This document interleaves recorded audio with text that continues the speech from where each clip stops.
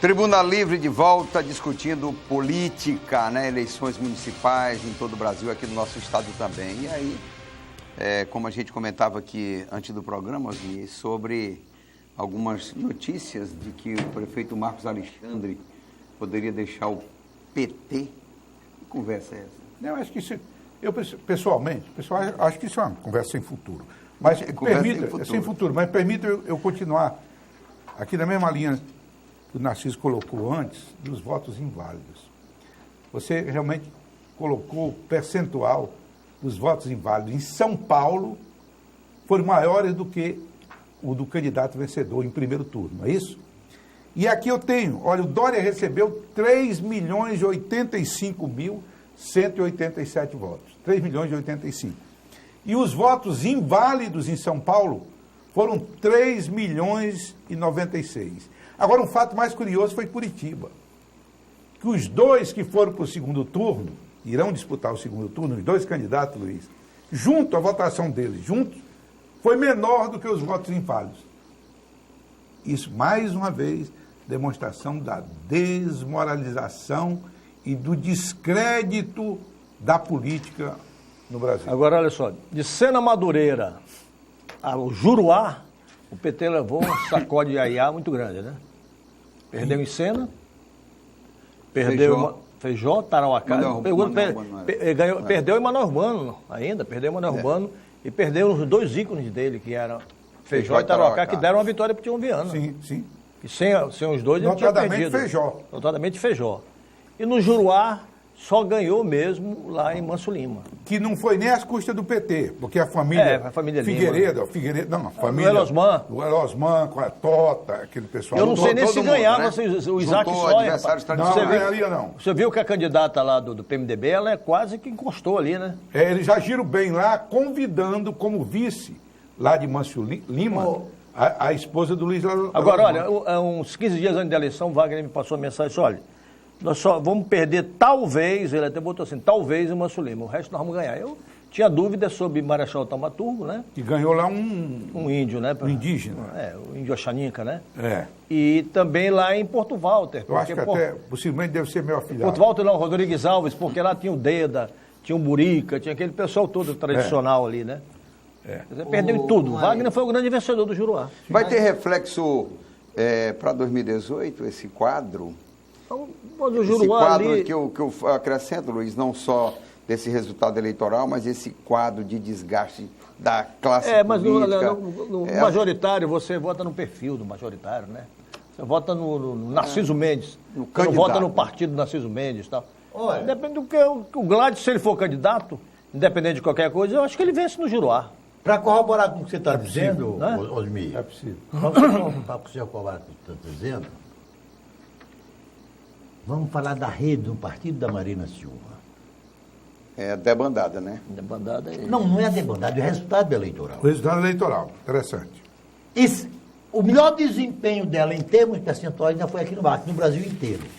Na maioria dos estados, ela terou ou traço ou 1%. Ou 1%. Deixa eu dar um dado sobre a rede.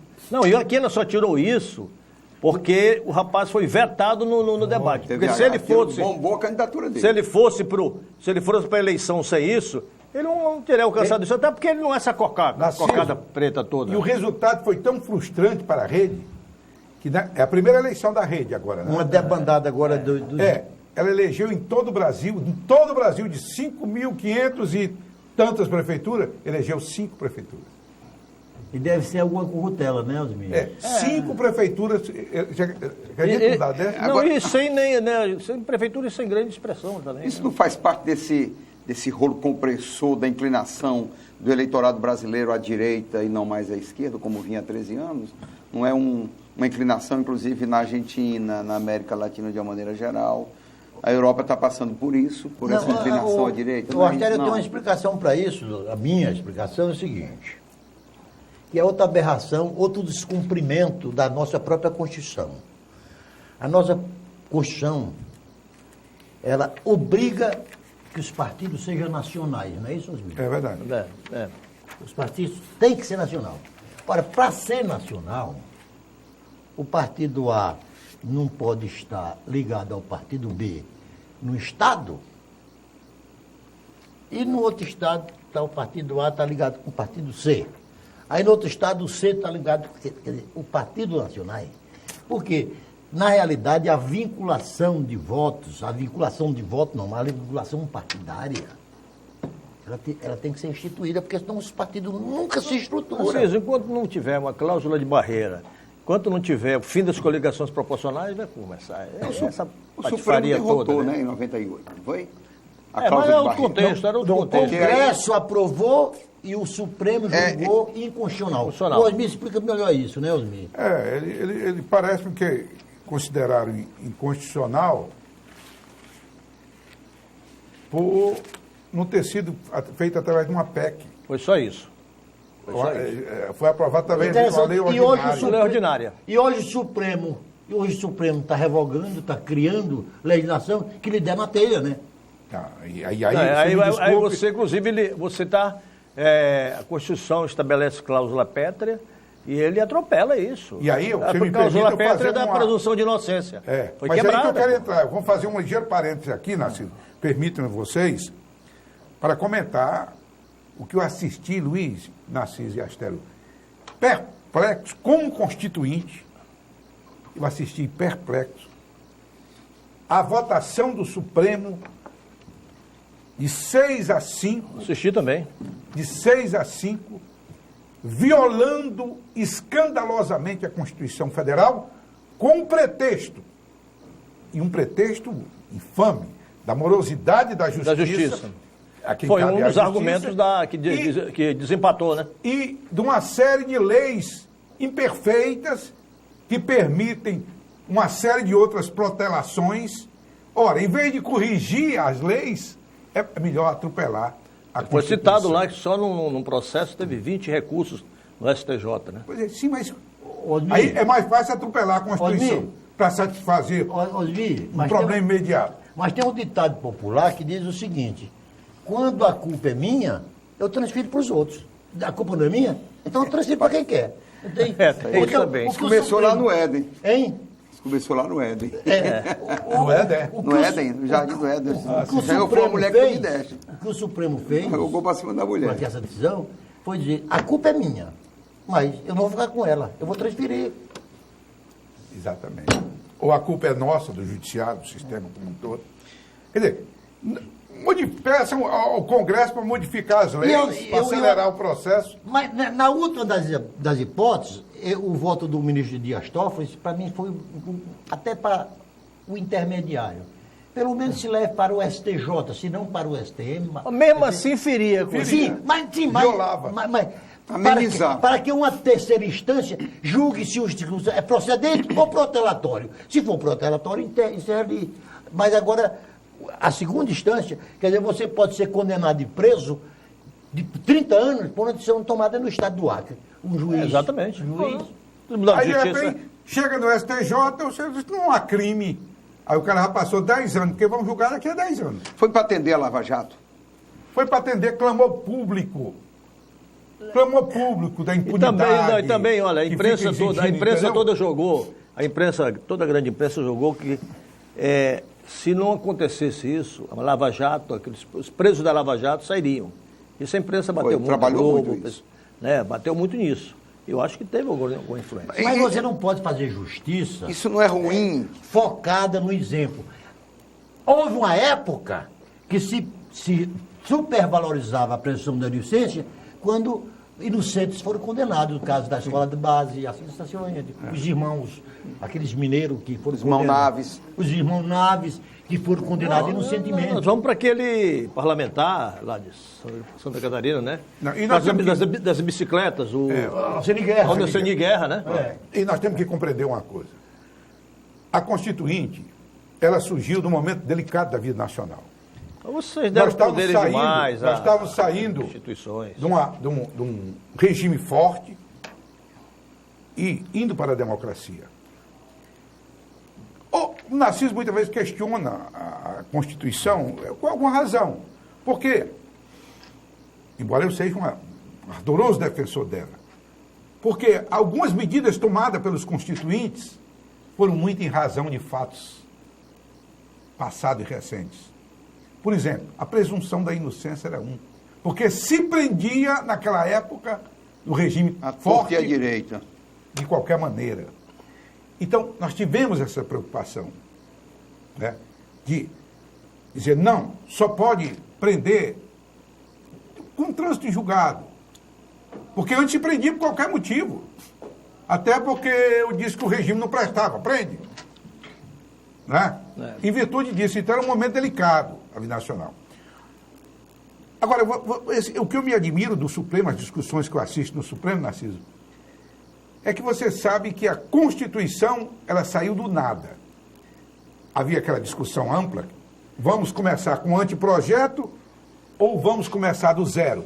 E a maioria decidiu começar do zero, ouvindo a sociedade. Eu era favorável que começasse com o anteprojeto. O anteprojeto, eu sei disso. Mas começaram ouvindo as sociedades organizadas. Todas foram ouvidas.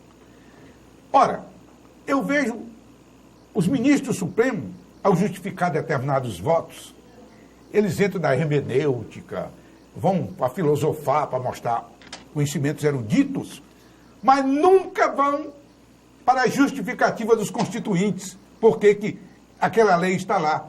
Porque todo artigo, todo inciso, todo parágrafo contido na Constituição de 88 tem justificativa constitucional dos constituintes. Mas eles não, por vaidade, por demonstrar que conhece as leis. Você diz o que pensava o constituinte originário, né? Claro! Claro! Como que se construiu a lei? Como se construiu? E por que ele botou aquilo lá? As razões. Mas ele não tem a humildade de fazer referência a isso. E aqueles votos quilométricos. Um teatro, né? É. Porque eu até acho que, eu não sei se foi uma atitude benfazeja, aqueles votos serem expostos daquela forma. Mas nos países civilizados não tem isso. Não tem isso, não tem isso. Não, olha, por exemplo, aquela... Olha, não votei no Lula e não vou votar jamais. Mas aquela exposição que o Ministério Público Federal fez, né, para... A gravação? Para apresentá-lo. Não, aquela apresentação suntuosa, né? Aquela lá com... Aquilo foi um teatro, né? Um teatro do absurdo. Do absurdo. Não, da prisão do ministro... Guido Mantega.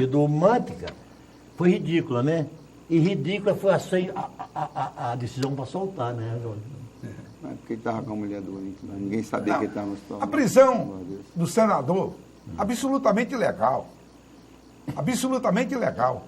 Agora, eu também admiro que o Congresso, aí vem a desmoralização do Congresso. Peraí, a questão do Cunha também ela não foge disso não, né? Absurdo. É a questão do Cunha. Não tinha competência para afastar um congressista? Não tem. Onde é que está aqui? Agora difícil é você dizer para o cidadão comum isso que a gente está conversando, porque todos eles... E pesa, né? E pesa. Não, vocês estão defendendo... Bandido? Estão defendendo bandido? Não, o judiciário tem que ser protagonista, tem que estar na frente, tem que prender mesmo, tem que mudar a lei. Se você fizer uma pesquisa, prevalece isso. Assusta a gente. Sim, mas presta atenção, mudar a lei eu concordo. Você não pode, em nome de um clamor, e triste de uma sociedade... Rui Barbosa dizia. Triste de uma sociedade onde o seu órgão supremo da justiça é movido pelo clamor popular. Aí não há segurança jurídica. Osmir, é outro assunto que esse país tem que se preocupar. O Brasil é o país mais regulamentado do mundo. O Brasil tem 891 mil leis. 191. Pode consultar aí as fontes. Então, não tem um ministro. Quer dizer, tem um problema político que são o número de partidos. Já é o problema do número da geral de leis. Nós construímos uma cultura. É cultura. Aí você vai para os Estados Unidos, você vê como é que é lá o arcabouço jurídico, né? Mas eu queria entrar na questão de Cruzeiro do Sul, viu, Estélio? Pois não. É de Cruzeiro. Puxa o fio. O resultado de Cruzeiro... A farinha de lá ainda continua boa? Eu trouxe 2 tipos de farinha. Ainda tem uma Aliás, quando eu entrei com aquelas com farinhas, lá. as aeromoças quiseram quase me agredir para eu entregar para elas as farinhas. Eu digo, não, encomenda. Tá? O seguinte, o Iderlei do PMDB, candidato do PMDB... Neo-PMDBista. Não, neo-PMDBista, né? Neo-PMDB. Não, porque ele passou da frente ele passou para o PR, do PR que ele passou para o PMDB, né? Esse ganhou as curto espaço de tempo. eleições, mas há uma pendência. Ele está com a espada de Damocles na cabeça eu não dele. acredito naquilo, não. O que é que tu acha disso? Como é? Não, aquilo não vai dar em nada, não. Não vai ser. O registro dele. Você conversou com o Odilardo? Foi. Ou foi você? Você conversou com o Odilardo? Não foi eu não. Você conversou com o Odilardo? Aqui no programa. O Odilardo é advogado do PT, é um dos maiores conhecedores de legislação eleitoral. O que ele lhe disse? Que não via, que disse para o pessoal do PT e disse para o pessoal do PSB, que não via nos motivos elencados ali, né, na denúncia, motivos para que... Não houve um flagrante, não tinha dinheiro. Para caçá-lo. E ele jamais diria isso, sendo advogado da Frente Popular há muitos anos, se não fosse verdade. Né? Agora, você vê, Narciso, ainda volta... Agora, eles são tão... A questão é a seguinte, vamos dizer que o Iderlei fosse cassado, eventualmente, em última instância. Ainda assim, teria que haver nova eleição. Balela essa questão. Sim, porque ele teve 50 mais 1, rapaz. Não, pois é. Deixa eu o problema todo, Luiz, é que eu ia exatamente te interromper para dizer.